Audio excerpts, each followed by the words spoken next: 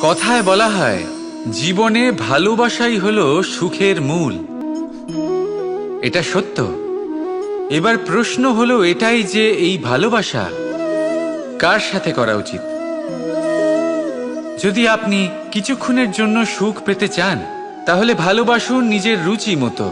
যদি আপনি কিছুদিনের জন্য সুখ পেতে চান ভালোবাসুন নিজের বন্ধুদের। যদি আপনি কয়েক মাসের জন্য, কয়েক বছর বা অনেক বছরের জন্য সুখী হতে চান তাহলে ভালোবাসুন নিজের পরিবারকে, মাতা পিতা, নিজের সন্তান, স্বামী স্ত্রী, নিজের আত্মীয়দের। কিন্তু যদি আপনি চিরকালের জন্য সুখী হতে চান তাহলে ভালোবাসতে হবে শুধু নিজের কর্মগুলিকে। কারণ সম্পর্ক যেমনই হোক না কেন কখনো না কখনো ভেঙে যাবেই। এই সংসার হলো এমনই যে যাদের সঙ্গ আমরা পাই তাদের সঙ্গ একদিন ত্যাগ করতে হয়।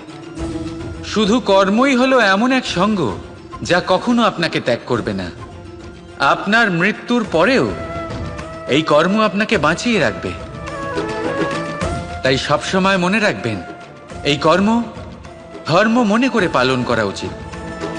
জীবনের শেষ মুহূর্ত পর্যন্ত কর্মকে ভালোবাসুন। জীবনের শেষ মুহূর্ত পর্যন্ত সুখে থাকবেন।